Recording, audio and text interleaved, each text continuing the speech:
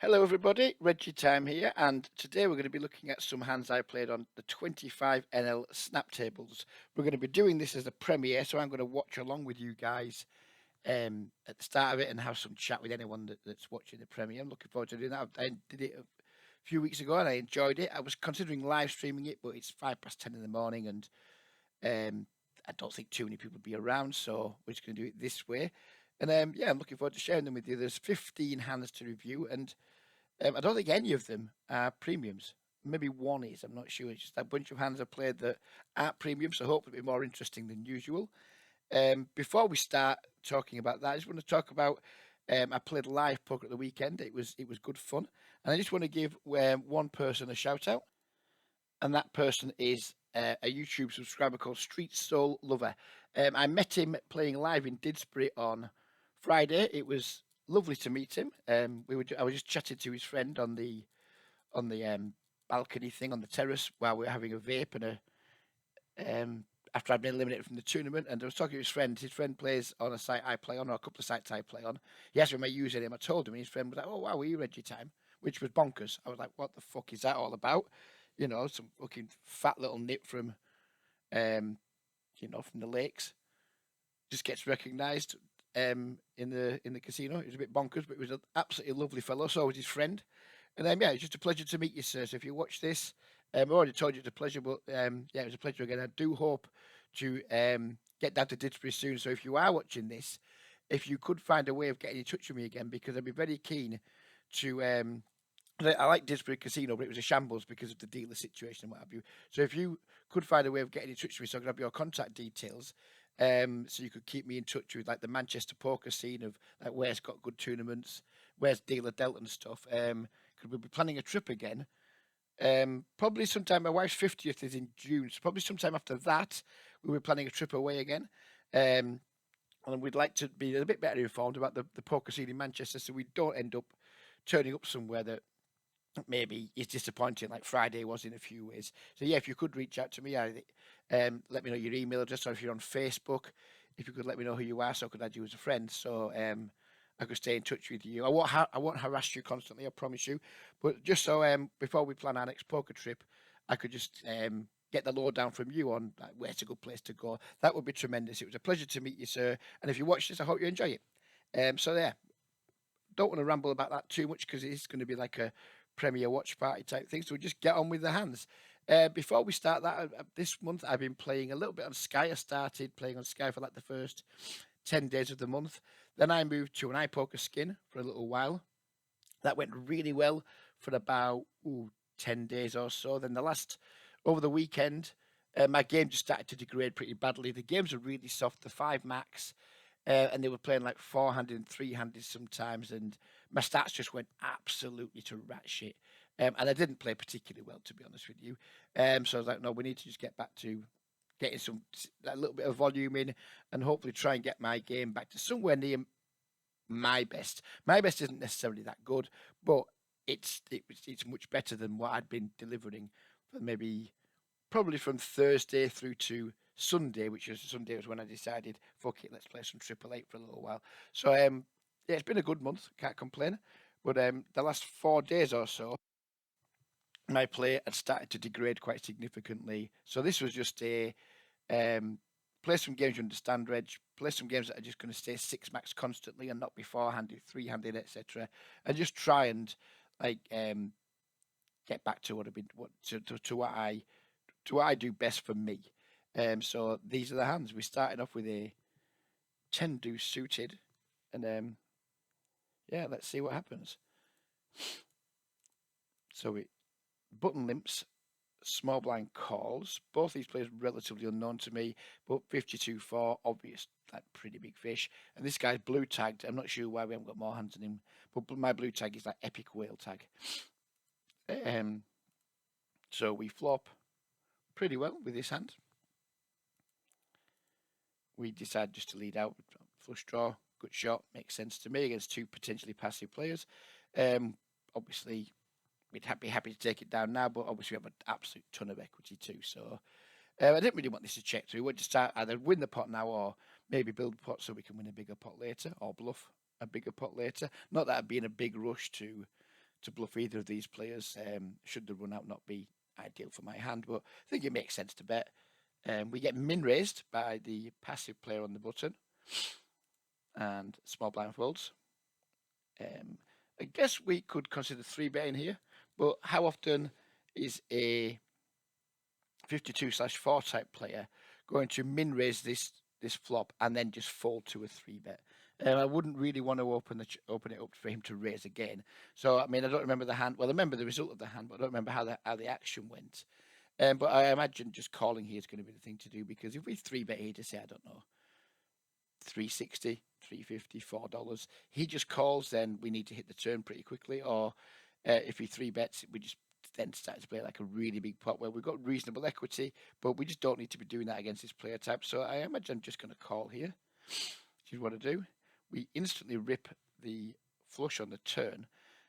And I guess now, and this is where I really don't remember the hand, do we now just lead out again here? In case he checks back with a set, in case he checks back with a straight or something like that?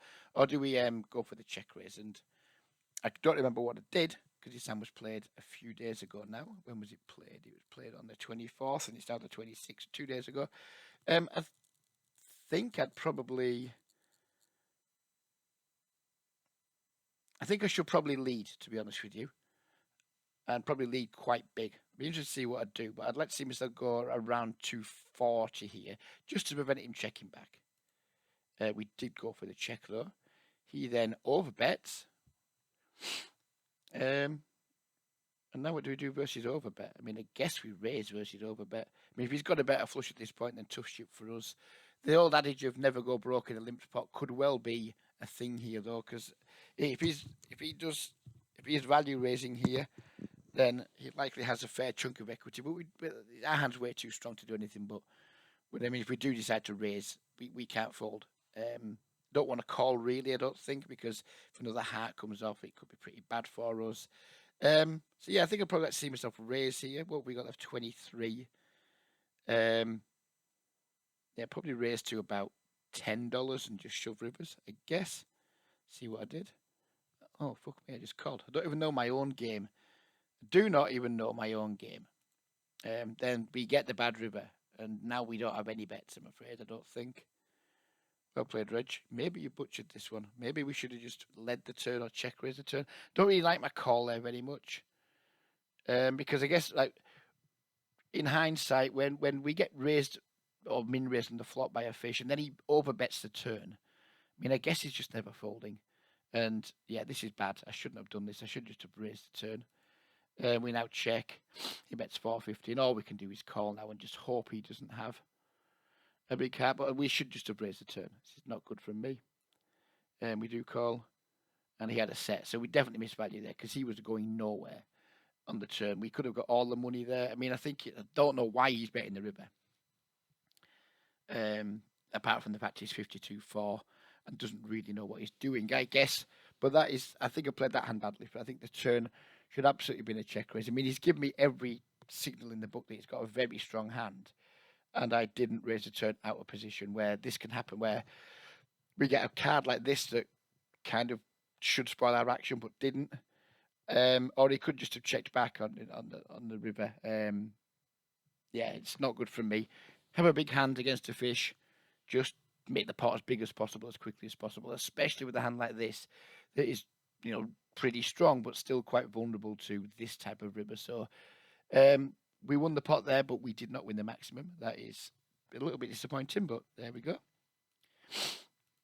We won the pot. Happy days. Move on. Oh, he's a premium. Sorry, boys. There aren't many of these, I promise you. So we've opened to 3x from the cutoff. We get called by a 38/4 in the big blind. Get the 7, 6, 7, 8 flop. He checks. I'm pretty sure I'm probably going to check this back. It's. I think this is like where I sometimes get a bit conflicted. Because this is the board I should check back with a pretty high frequency. It really hits the big blinds range pretty hard. And if we get raised, we really don't like it. We probably have a fold. But that's against regulars and like more thinking players. Against 38/4s, Do we just throw that out the window? Like, oh, it's a good board for his range. We shouldn't bet here. And do we just like bet big for value and like for well, not protection because if he's got a draw, he's just going to call anyway. But just to like charge draws, etc. And if a player like this does raise, does it necessarily always mean we're beat? Because maybe a player like this would overvalue a hand like ace eight or pocket tens or something like that. So, yeah, I think theoretically this is the board we want to check back a lot, but versus like loose passive players, I'm not sure we should. So I'll be interested to see what I do because I think this is like definitely a check back against if we're playing against this guy or this guy maybe not this guy. I think check back against regs and maybe just bet big against fish. Maybe that's what we should be doing. I do like to go for a bet versus a fish. He calls. Turn pairs the board should be pretty good for us. I think like a 38/4 just is just going to check raise sets and two pairs, etc. So the six, it's not necessarily a total brick because I guess he could have some 6x like 5/6 or what have you. So it's not like this six doesn't improve him sometimes, but by and large, I think it's not a terrible card to see. He checks. I think we should just bet pretty damn big again. Again, just getting value from draws, getting value from 8x, pocket tens, pocket nines, maybe, etc. So we do go relatively big. That's what's that about 2/3 pot, something like that. Maybe we could have gone a little bit bigger. An opponent calls again. The board double pairs the river, which really isn't ideal because you can absolutely have some 7x. I think 6x, he probably raises the turn if he's a 6x. It's getting thinner though. And now he bets $1.75. So what are we doing here? As this is a watch along, hopefully some of you guys are in by now watching it. So what would you do here? Would you just call? It seems like a pretty obvious block bet to me. I don't think he bets this small with a 7. Maybe he has a 6 that's doing this. It's like was getting a bit cute, and now he's like, oh fuck, now what? What do we do now? The my 6 isn't like the best full house anymore, or the best trips or what have you. So are you just calling here and like kind of pushing out a little bit, or are you going for a raise? I don't think we could raise here against a regular who's using this block sizing, because I just don't think we're going to get called by worse. But can we get called by worse by a 38/4? So what are you doing here with your pocket queens against this player type? I think we should raise. I think we should probably raise. We can't really raise full because of his stack depth. Maybe we just put him in and just hope he finds a call with worse. I don't know. Let's see what I did. I did just call. Let's see. I mean, he had ace 4 off. So, I mean, who knows what he's doing? I mean, this is why we like playing against these guys, I guess. We certainly weren't getting called if we raised. But should we have raised? This is why this hand is in. All these hands are like hands where I've been at a decision point in a hand where I've just not been sure what to do for the best. At the first hand, should I raise the turn? I don't even think that the first hand was a question. It's just, raise the turn, Reg. This one's obviously in because we get to. I think every decision point is interesting. Is this a mandatory bet the flop against this guy? Yeah, probably is. Is it a mandatory barrel turn? Yeah, it probably is. But there's questions on every street of like, what should we do? And then this river, I don't know. I mean, he obviously wasn't calling with this, but against that size and against that line, should we always just be raising queens here for just pure value from like 8x, pocket nines, pocket tens, etc., or do we just call the river to make sure that we don't lose a bigger pot than we need to? So yeah, that was that one. Move on to the next hand. We have Jack Queen off in the cutoff. We open to 3x. I've been 3xing pretty much all the time lately. I'm just not into these itty bitty small raises at the moment. I come and go with them, but at the moment I'm 3xing all positions again. And we get called by a regular on the button. And we get called by the same player from the last hand in the big blind again. We flop ourselves top pair and a medium flush draw on a monotone flop. Pretty sure we're just going to check this flop. We do. And the regular checks through. Turning to 5. I think now after it's checked through, we just need to bet our hand. Probably bet reasonably big. I wouldn't want to see myself go smaller than 160 here. 188. I'm fine with that. Wonder when this hand's going to get interesting. Um, this player down here calls. This fishy player. This is the guy who blocked the last hand, and this time he goes with a half pot bet. So last time he blocked the river with nothing for whatever it was, like 1/5 pot. This time he's gone half pot. And this is something I picked up from a few streamers that lately that when weaker players take these lines like call half pot river, it tends to be a bluff more often than not.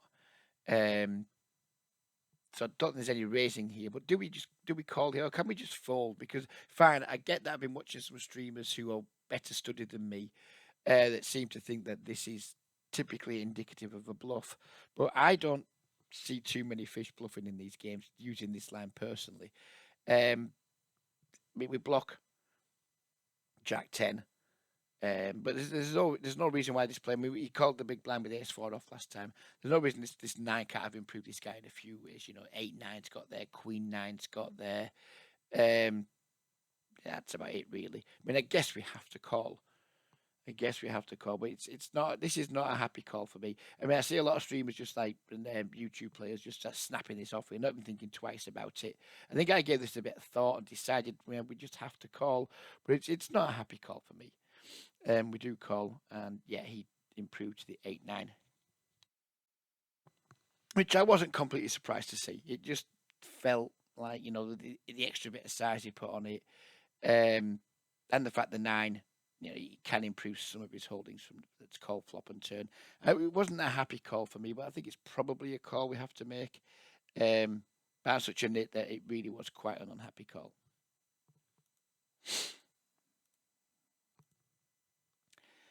Moving on, we have the ace and the 10 suited. I want to talk a bit about these sets of players.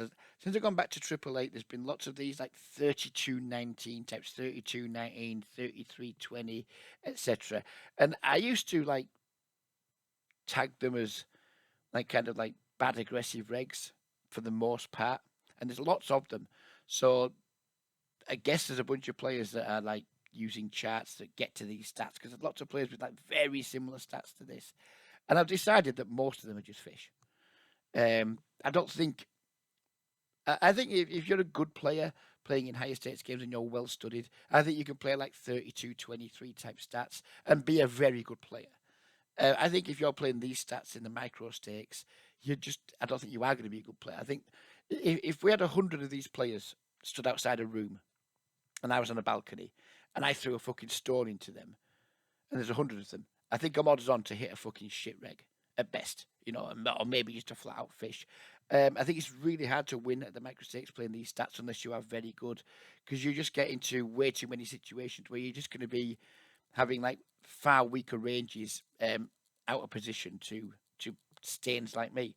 I don't think it's a good strategy to play these numbers, and since I've started to view them as fish and treat them like fish, my results against them are starting to get a lot better. I used to be intimidated would be the wrong word, but I used to be, oh god, these are really fucking aggressive, blah blah blah, and I used to find them difficult to play against. But I've changed my mindset on them now, and I think most of them are just fish, and I treat them as fish until they prove otherwise to me, until they prove they've got more than just I'm going to play these fucking shit ranges and be aggressive. So yeah, I just treat these guys as fish now. And it's been working out better for me at the moment. So we 3-bet here just to try and isolate, just to get heads up. We don't want to just call. Our hand's too strong to fold, of course. Don't want to just call when there's a lot of people to go behind us. So I elected to 3-bet this hand just to isolate the guy. I very much doubt he's folding pre. I think this guy's got a very, very low fold to 3-bet. Yeah, 1 from 14. The guy's just a fish, isn't he? We get cold call behind, which is what the fuck? Something you see again, something you see quite a lot on the Triple X snap games, just people just cold calling 3-bets. And then this guy calls because he never folds. We flop ourselves a second pair. Checks. I think we just have a really easy check here. Our hand is kind of not great for the situation. We're very We're close to the bottom of our range in terms of made hands. I mean, perhaps we have some like pocket nines, pocket eights, that are slightly worse made hands. But in terms of the made hands, we're going to have we're close to the bottom of our range. Obviously, we have weaker hands because we have stuff that just hasn't improved, like ace king, ace queen, etc., and some random nonsense. Um, yeah, we're not close to the top of our range. Just going to check here and see what happens. And then this guy just bets half pot. Um, Falls to us, and then what are we going to do against this guy? Did we have any stats? I know for a fact I would have checked this stat versus Miss Seabet, and then when I see this number 78, so this guy, um, he does a lot of like calling pre-flop at 22, 11, 30, 14, etc. So he's got quite a few cold calls in him pre-flop, and then he also has the very high bet versus Miss Seabet. This is way too high. This is pretty far out of line. This number, I think. So against him, we have the option of do we want to? We're not folding. There's no way we can fold against someone who like bets versus Miss Seabet that much. He also made a bet which left him with the round number, which quite often. I mean, it might just be that this size is just like coincidence left him with the round number. But I also have a long term read on the situations where when someone bets and leaves over the round number, quite often they're folding. Not always the case, of course. Maybe it's just a little like quirk some people have, but we just can't fold against this guy. So it's do we just get the money in now and just like hope that he's got a worse hand that calls off, or do we just call? I don't think I like just calling here. Too many bad turn cards against someone with these stats. I'm presuming I'm just going to go with it, and we stick him in. He calls, which isn't ideal because there's a good chance we're going to be beat now. Turn to 9, river to 3. And yeah, he had the pocket 9, so not a nasty suck out because he didn't have that much money. But yeah, again, I'm just like really, even though I lost the hand, I was really pleased that I was thinking on my feet. I was using my stats as well as I could to try and figure out what people are doing. And yeah, we did really well there. We got the money in really good, and yeah, we didn't get there. So we didn't hold, but never mind. Still really happy with that hand, and I'm happy that we've reviewed it because it gives me a chance to talk about how I've adjusted to these guys who I used to think were quite a pain in the ass. But it's just like the minute you change your mindset, because these guys, the players with these stats have been giving me trouble for ages. And then the minute I change my mindset against them, I'm not saying my results are going to get infinitely better against them, but the minute I change my mindset about them, I think, no, just treat them as fish rich. They're not good. They're just fucking like bad aggressive. So just treat them as fish. It just makes the games feel a whole lot more fun. That just changing my point of view on how these guys approach the game and how we should treat them has significantly increased my enjoyment of the pools. So we move on to the next hand. We have Queen 9 suited. Raise the button. Called by a pretty tight, uninspiring player with a big blind called Rinser. We flop ourselves an open and straight draw. He checks. We bet with our open end a backdoor flush draw. I think it's entirely reasonable to do this. We choose like our 2/3 sizing. He check raises us to 287. 18-13 check raising flop. It's usually going to be indicative of a pretty strong hand. I think the most obvious value hand he has here is going to be pocket sixes. I think he also, he can have Jack 10. He probably 3-bets Jacks and 10s pre. So I think like in terms of his value range, it's mostly just going to be pocket sixes. I think he doesn't have King Queen at like full frequency because he probably 3-bets King Queen at least some of the time. And also we have a Queen. There's nowhere we can go with our open ender, and there's going to be absolutely no value in raising whatsoever. So I think we just have a call here, call and try and like get there, or at least turn some more equity. Yeah, so we do call. We turn, not the nuts, but it's virtually the nuts. And if he doesn't have pocket sixes, he's just going nowhere now. Still, we're just going to be able to get all the money hopefully. He leads, and he leads pretty big.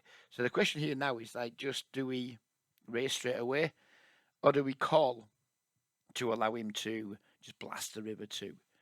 Because I guess what we need to think about is what do we think his range looks like? I don't think he has any bluffs at this point.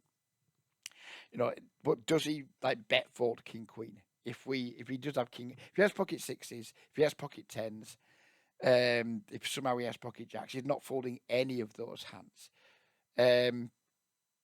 But like, what if he has king queen or what if he has like I don't know another probably not one of the kings he can have king jack maybe, but I don't think he raises a flop with king jack.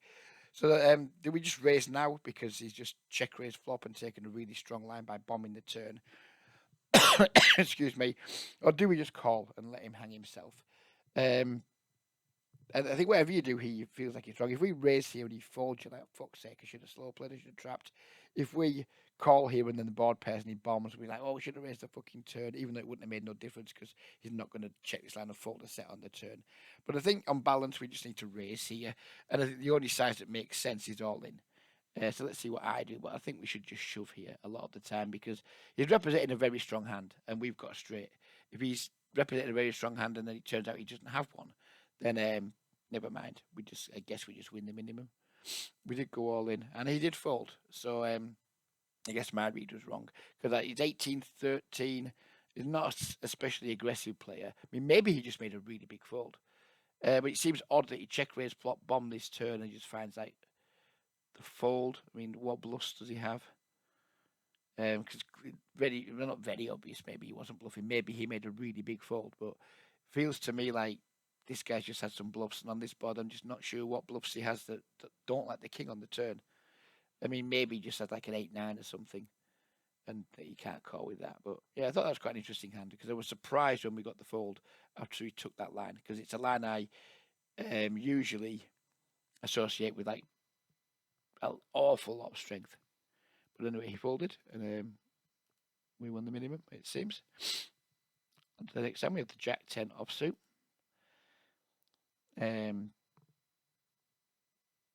Kind of semi-fish raises the button 2.5x. We defend the Jack 10.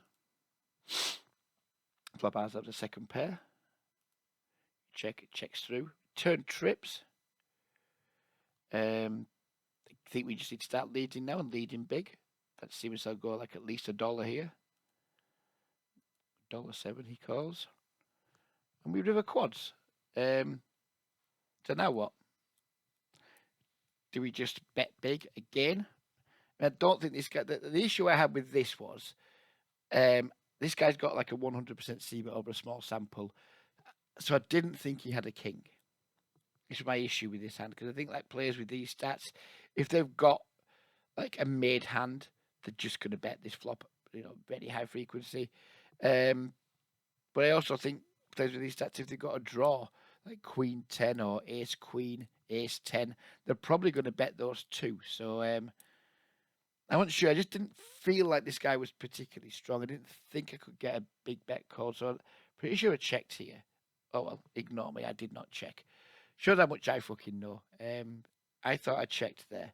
Instead, I went with the overbet. So I'm not really sure what the fuck I'm hoping to get called by here. Because as I say, I do not think this guy's got a king very often when he checks back the flop.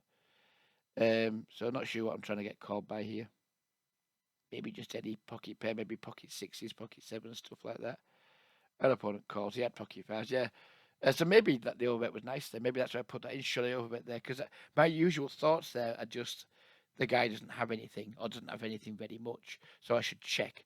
So it's interesting that I went with the overbet there because it's not something I do very often, especially not with a hand like that where it's just like, what am I hoping to get called by? So that is, maybe that hand's just in because I've done something that is like unnatural to my game because I just don't remember the hand and it's just not a thing I do very often. So yeah, interested to see what you guys think of the overbet there and think about my thoughts on checking to try and just induce some like Queen 10, Ace 10, those types of.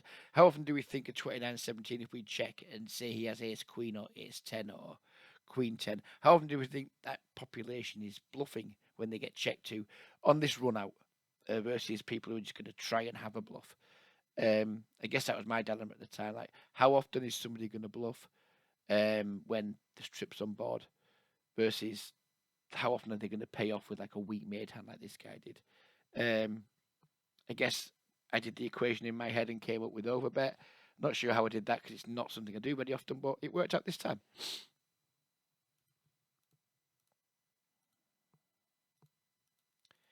pocket tens. Regular on the button, 2.5x's. I think we have a mandatory 3-bet here.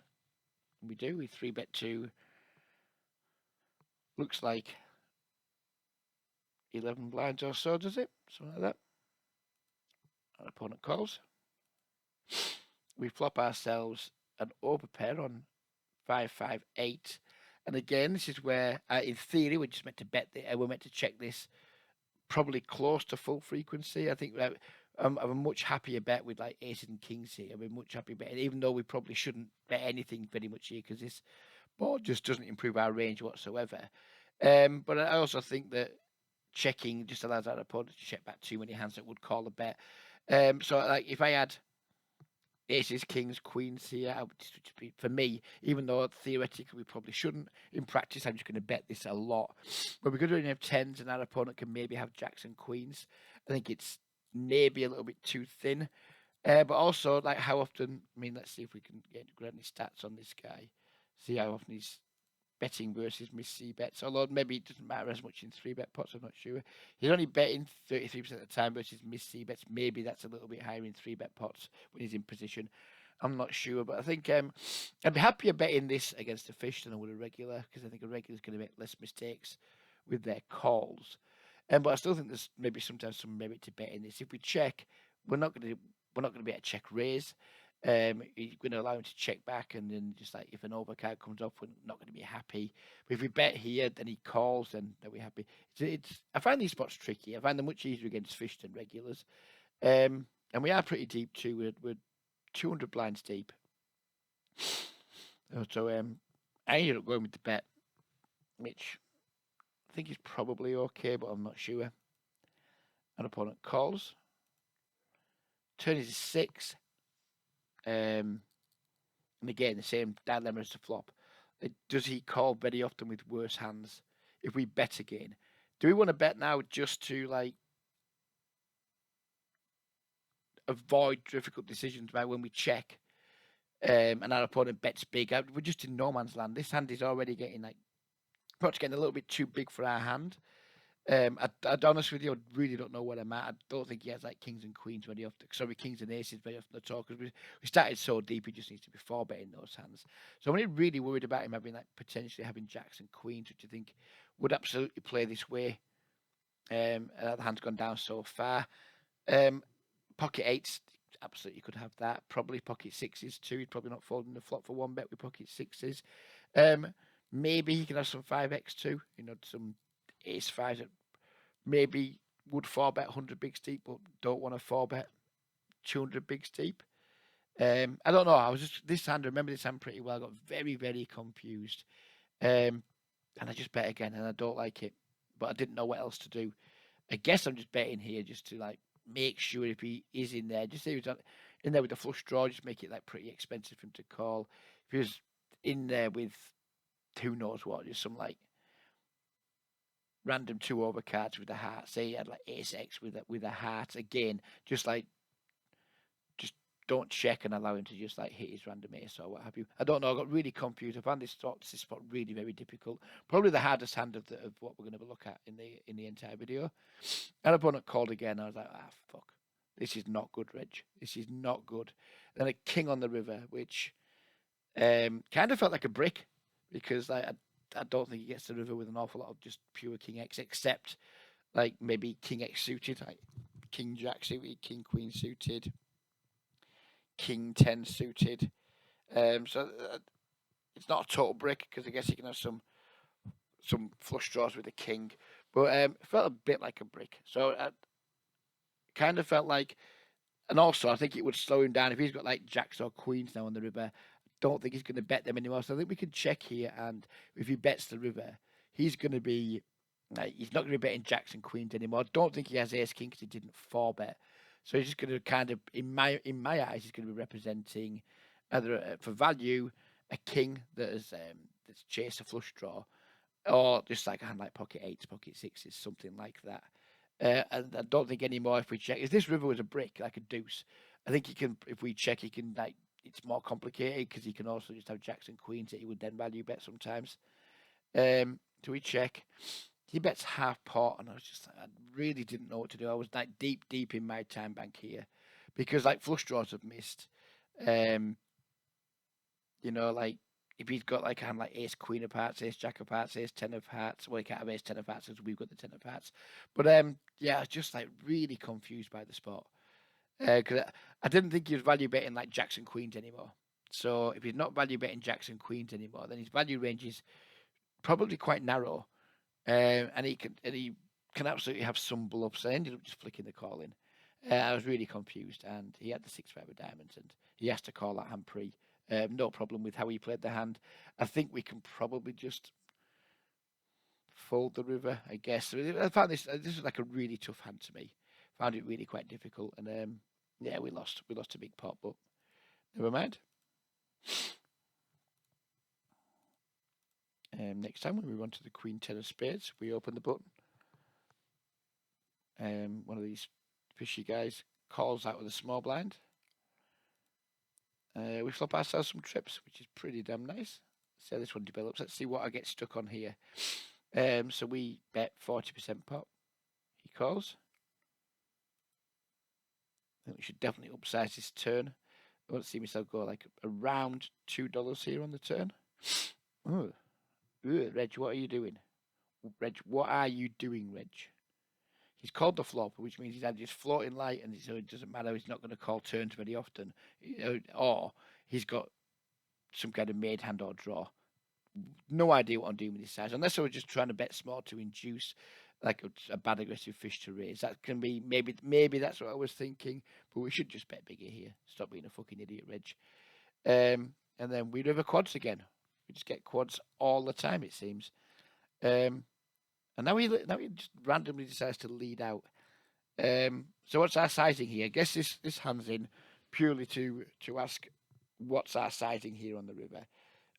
Do we go just really quite small?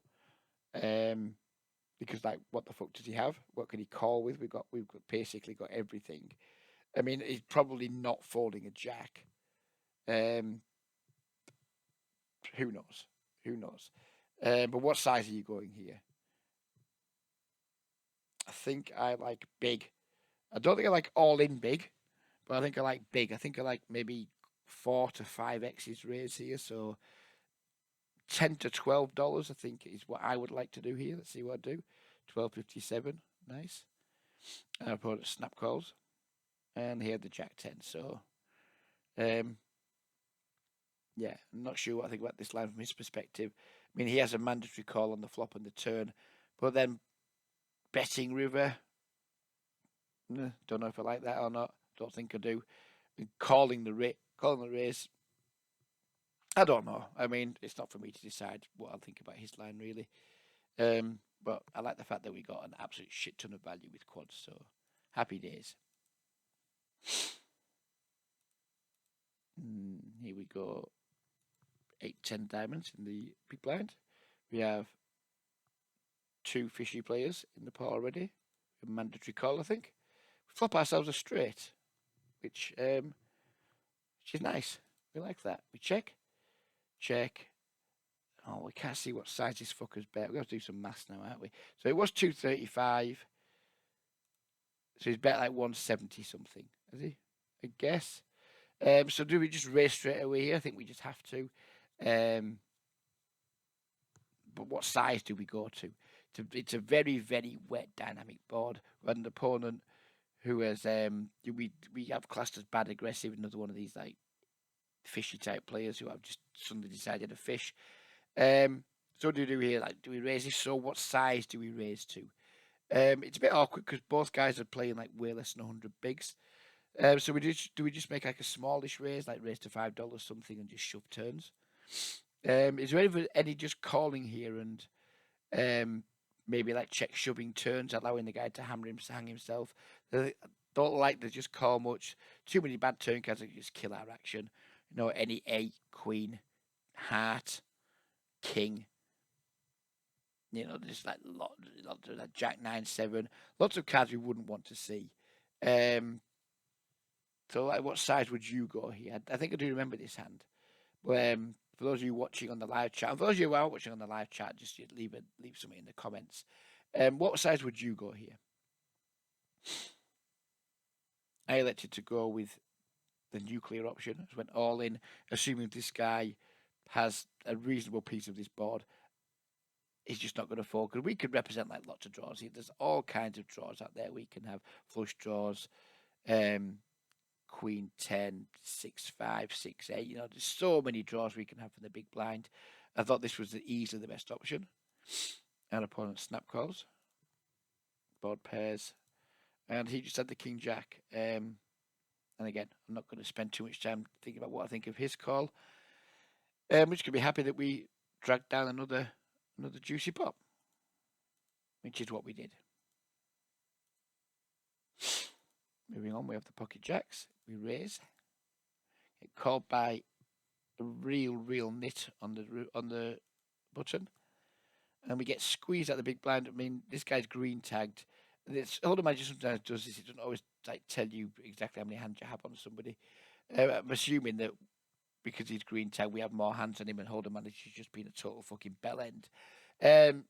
So sadly, we've got to treat this as if we're up against an unknown. Where at the time, this guy probably wouldn't have been a complete unknown to me. But I think we just have a mandatory call here anyway. I don't think there's any 4-betting of our hand. We just call. You get the 4-7-5 flop. An opponent bets pretty big. So what are we doing here now? We have to assume it against an unknown, even though I may have had a read at the time. Are we just calling here because we're afraid that an opponent's got like aces, kings, queens? Or are we just raising here because we can get some clean value from worse hands? And also, we want to like try and protect our hand against 2 random overcards, or try and protect our hand against a 4 straight appearing on the board, etc. So what are we doing here? We're just calling and seeing what happens on the turn, or are we just saying fuck it, raise now? If he's got the aces, kings, queens, etc., then tough fuck for us. We just lose a stack.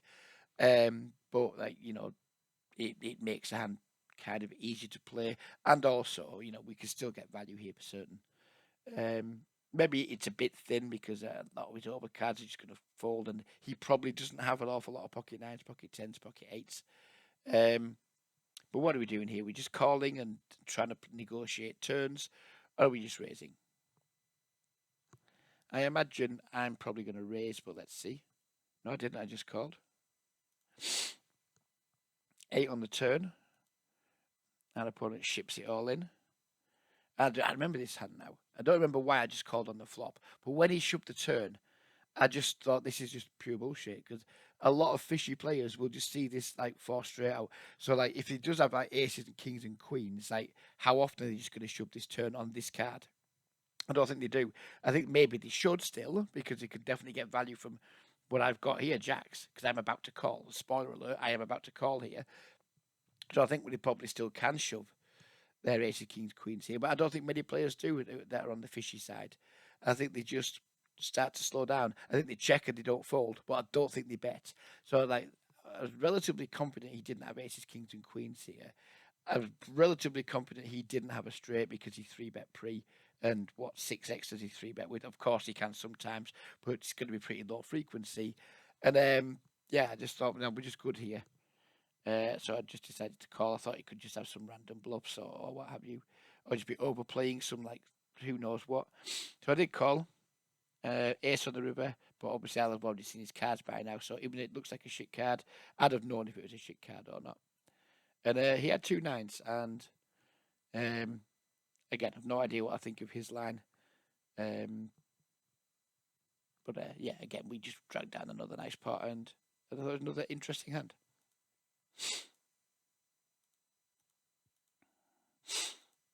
We are set man in the big blind with pocket 6s. We're flopping ourselves a set on a monotone flop. I think we should have some. This hand's in because I think we should have some leads here with our sets. Board's monotone. It's a very wet board. Theoretically, it's not bad for our range, and also these boards just play so passively. In position players just are just so incentivized to either bet small or check. That I think with our strongest hands here, we can just exploitably.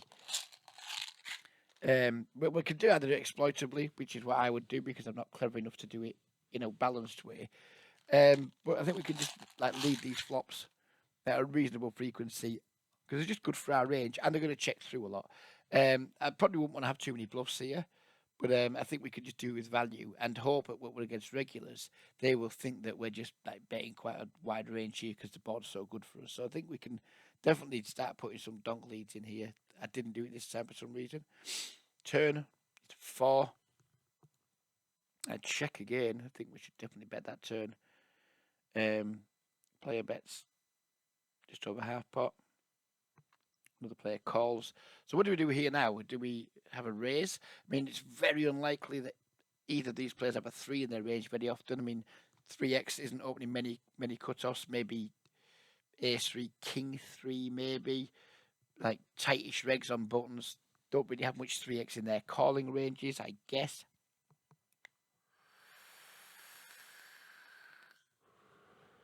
Doing the flop check through, how likely is it that someone's flopped a flush? You'd imagine they'd want to bet small, at least like, get a small bet in with a flush.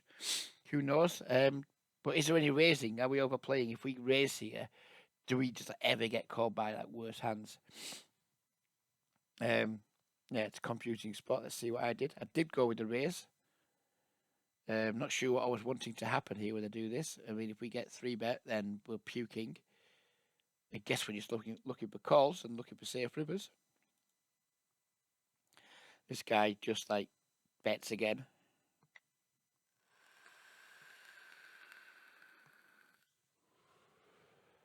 So now what? Now what are we doing with our pocket sixes? Do we just call, trying to boat up? I mean, we don't have a fold. That's what we don't have. So do we call, just trying to like pair the board and hit the river? And if we do pair the board, do we just lead the river? Do we just ram it in his face now? Because fucking YOLO, we have a set, and he might just have some semi bluff still. Yeah, what are you doing? I don't remember this hand. I don't remember what I did. Give you a couple of seconds for anyone watching live to to say what they would do, and then we'll see what I did. I did just call. We did not pair up on the river.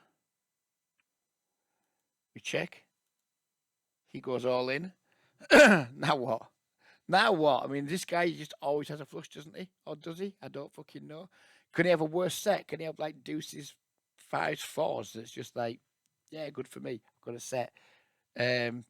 Or is this just always a flush? When we like bet the turn, sorry, when we check raise the turn and we get 3-bet, is this just always a flush? Like just like close to 100% of the time? I mean, I think it probably is, but let's see what I do. I did fold. I think that's just always a flush. I'm surprised he didn't bet the flop. Maybe it's not always a flush, but I think it's a flush at an incredibly high frequency. Not like don't really enjoy how I played that hand, but if it was set versus flush, maybe we got away cheaply.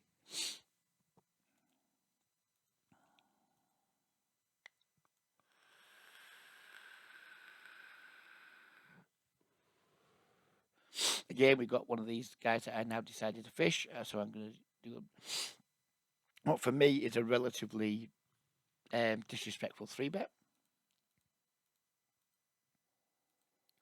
And we flop ourselves an open end straight draw. Our opponent checks. We have a decision here. Do we bet because we have equity, or do we check back because being raised by like some bad aggressive player would stink with our hand? I think we can go either way, bet or check. Don't remember what I did.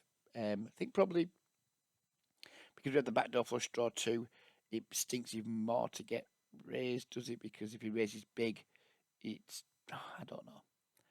I don't know. We did check back. Turn is a jack. Our opponent checks again. We now bet. I guess just to make him fold out better hands, king highs, queen highs, ace highs, etc. And he raises. So what do we think this like a bad aggressive player's got here when they like check flop? So they open pre and they check flop and then they check raise turn. Surely a lot of his value just leads the turn when we like check back the flop. Maybe not. Who knows?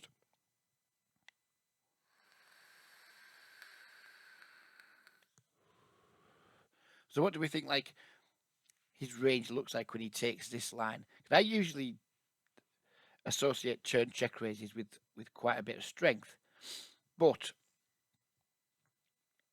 like what does he have that doesn't want to just lead the turn after we check back? And what wants to check and like raise a second raise? And what's he kind of like doing a really elaborate trap with here? Um, I don't know. I don't know. And this could be a bit punty, but I just decided to do that because I just thought this is just bullshit. I'm not having it. I'm just not having it. It didn't make sense that he would like have a value hand that wanted to play this way. But I mean, of course, he can. Sometimes he can just have like ace jack or whatever and just be getting really cute with it. But I just like, no, I don't believe his son. This is bullshit. I mean, obviously, if he's got a full house of drawing dead, but if he's just got a jack, at least we have a little bit of equity. Um, I decided just to pile it in, and I remember that he just snap folded. I was like, "What? I have no idea what's just happened there." This was probably a little bit punty from me, and obviously he was doing a bit of punting. So who knows? That was just two morons clicking buttons, I think.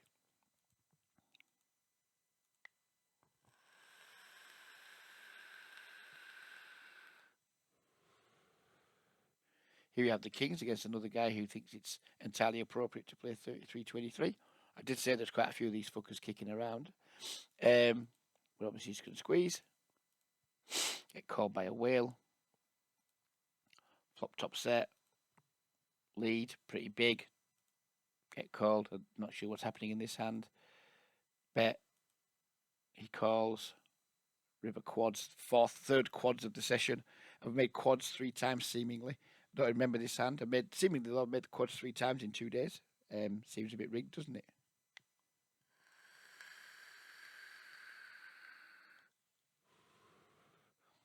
I mean, we're just jamming, aren't we? Where is this hand even in? Oh, because I didn't jam. I guess I'm thinking, like, what's he going to call with? Maybe Miss Diamond's bet. I don't know why I haven't jammed here. Don't really know why this hand's in. He goes all in, we call.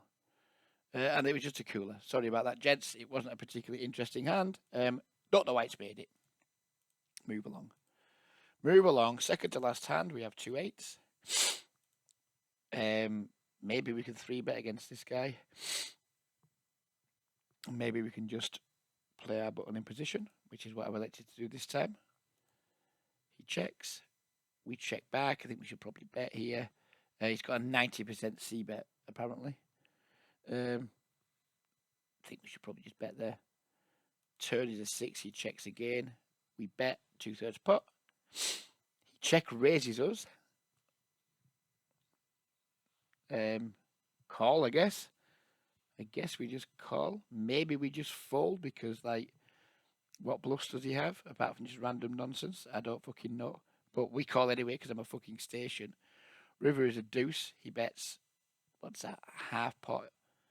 I think against population, this should just be a fold against these guys at the moment. I guess I'm just being sticky against them.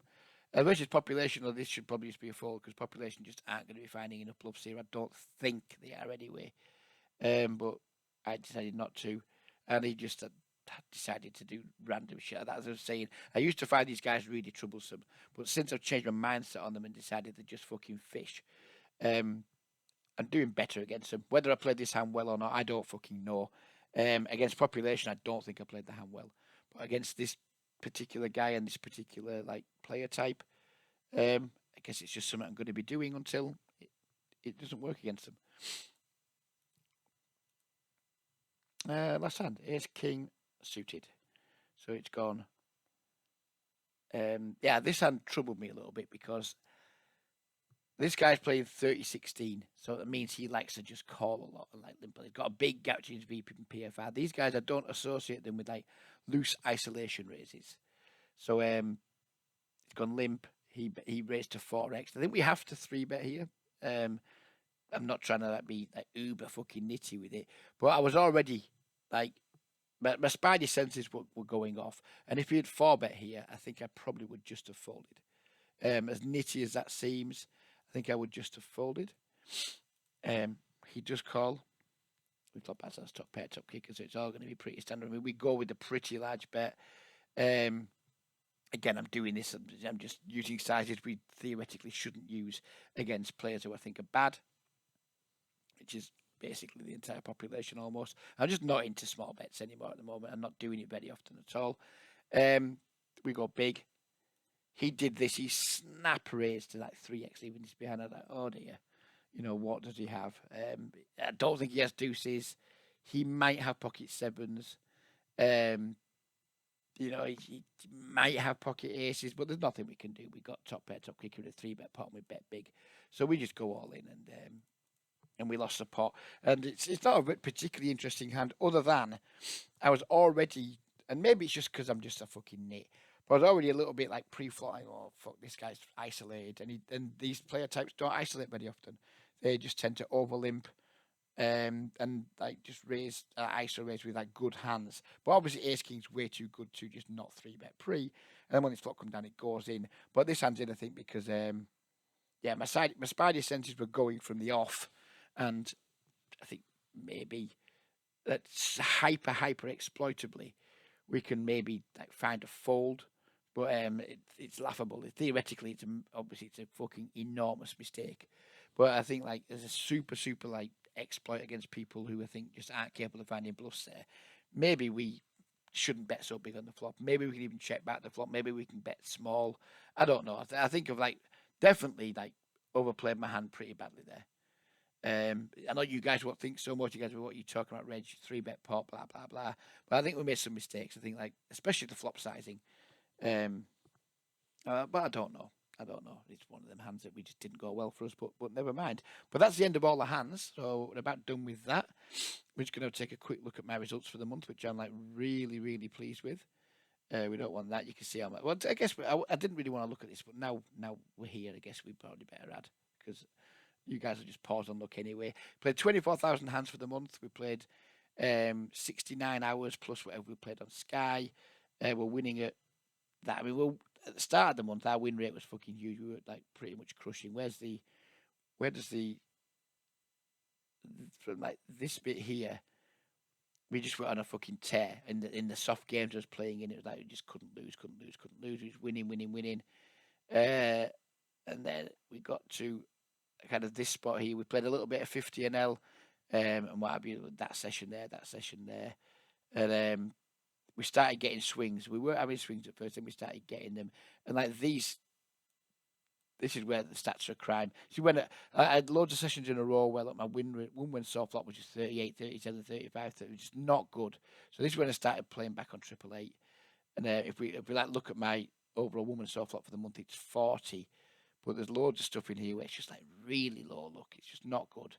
But since we've gone back to triple eight, my woman soft flop is getting a little bit back up to where I'd want it to be. So it's not been a terrible month by any stretch. We've done really well. We're up $672. We're running a bit above EV. In graph form, looks like this, which I'm like super pleased with because we've had like a new account on the iPoker that we've been playing on. We've been getting some reasonable rate back. So we're up to like, wherever that is, 850 odd dollars for the month so far. And on top of that, I think I'm up like at a 350 or 370 on Sky. So we're definitely on for like way over a $1,000 month. Maybe closing in on these exchange rates might not be up to date. So, but let's just see. Yeah, we're up like in pounds, 653, and we've made at least 350. So at the minute, if we stop playing, we've had a £1,000 month, which I'm fucking delighted with, given that I only play 20 and 30 NL mostly. Yeah, except we played a little bit of 50 NL on iPoker. Played, what did we play? 4,000 hands, made a couple of buy-in. Oh no, sorry, wrong.